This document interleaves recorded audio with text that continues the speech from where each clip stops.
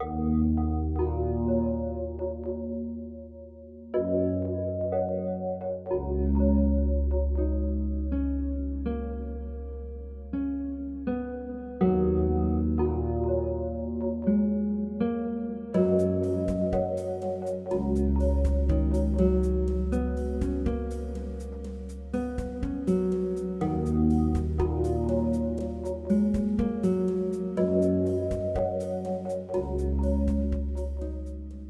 name is Michael.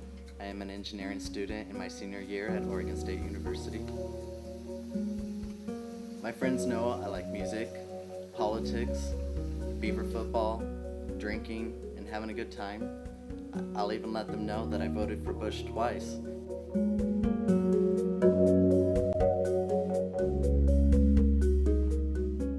But the one thing people don't know about me is that I'm gay.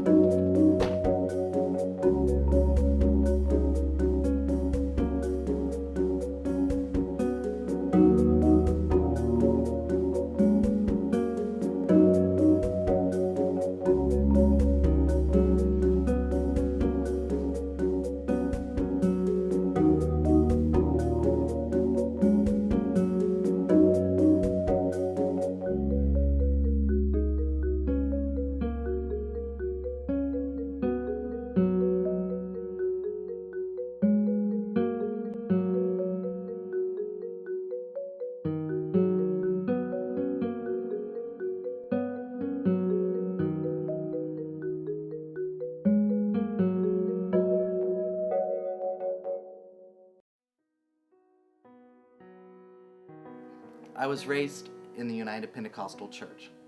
It is a fundamentalist, apostolic, evangelical Pentecostal church. They believe in baptism in Jesus' name, speaking in tongues as a requirement for salvation. They believe in trying to eliminate all outside influences of the world on your life. Essentially, it's a little bit like a piece of Amish territory in the middle of a city. Growing up, I actually enjoyed playing with Barbies.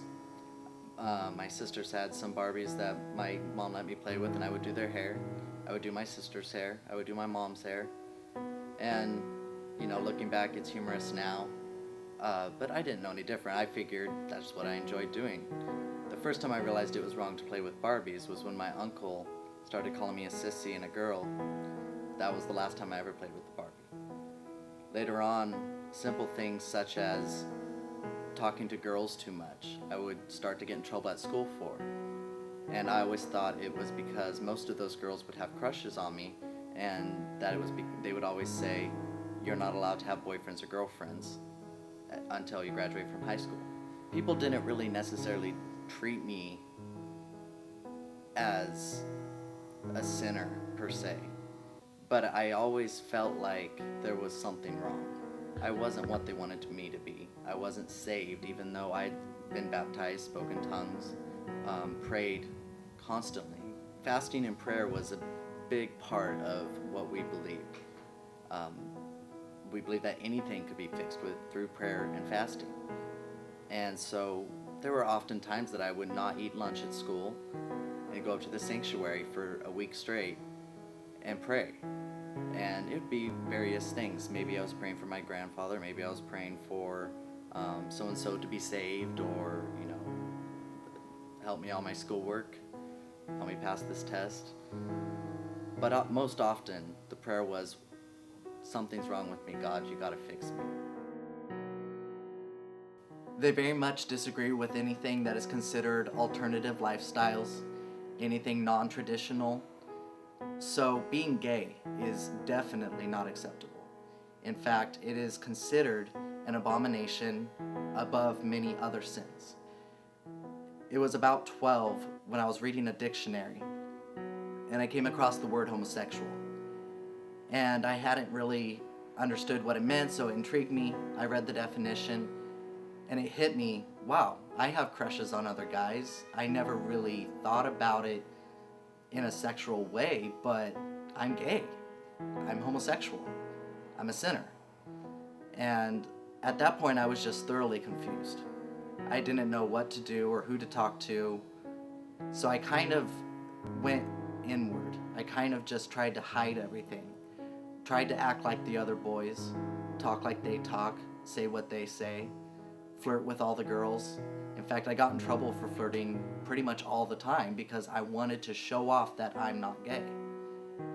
Then it turned into more of a rage when one day at school, a student, we were on a skiing trip, and the student made a comment about a guy out in the parking lot that was changing.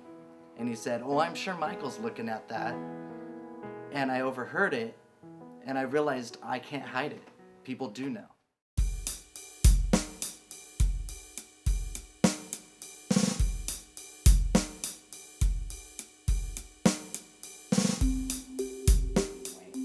So I was deciding, I was kind of, 14, starting to be rebellious. I decided I was going to come out to my parents. And then my sister had met this girl from Boston online. And she was in her 20s. She's 7 years older, so she would have been, 21. Met this girl from Boston. The girl came out here, but before that, they'd written some letters back and forth. My mom found the letters in her room.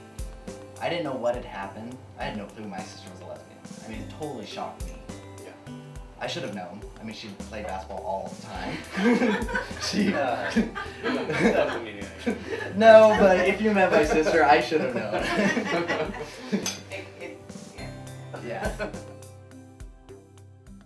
In some ways, there was some bitterness initially towards my sister because the fact that she ran away from home. My oldest sister was in Europe assisting my uncle in missionary work. I was left at home by myself for the first time. And my dad was pretty quiet during that time. My mom prayed pretty much every day for several hours. I would wake up and would hear her praying in the bedroom while I was taking a shower. And then I would go eat breakfast. She wouldn't eat breakfast. She was fasting. Most days, probably for 2 or 3 years following that time, I would wake up and take a shower and hear my mom crying in the room next to me. She would be praying, reading her Bible, praying out loud, and I knew it was always about my sister. I would go have breakfast. She would come out, her face would be beet red from praying so hard and crying so hard. And she wouldn't eat breakfast. She would make me breakfast and go back and pray. She wouldn't eat lunch. She would just pray. Many times she wouldn't eat dinner. She would just pray. She would sometimes not eat for a week and pray. Hours and hours of prayer. And I saw the devastation. She came out to me one time to the kitchen and she said, "I don't know what I did wrong as a mom." And I just told her, "You're a great mom. You haven't done anything wrong." But she said, "I don't understand why Kareem had to leave." But the next thing she told me just sent chills up my spine. She said, "Sometimes I pray that God would just take me. I can't handle this pain anymore, knowing that my child may not be in heaven when I get there. I would rather just go right now than have to live through this pain." And I never thought that she would commit suicide, but it told me how strongly it hurt her that my sister was gay. And all rebellion at that point was gone. I was devastated. I thought the whole world was going to fall apart. I mean, as a teenager, I was an emotional person. And immediately my rebellion and my anger about everyone treating me differently because there was this underlying understanding that I was gay turned into this fear of what if my parents find out.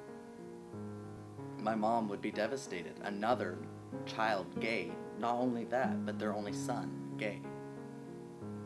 Immediately, they would expect that I would not have children, so I can't carry on the family name, which is a big deal. And essentially, I felt like no matter what I did, I failed. I will never, ever gain the approval of my parents. So I did not tell them I was gay. There was no way I would ever tell them at that point that I was gay. To this day, I have not told them that. Even thinking about it stresses me out.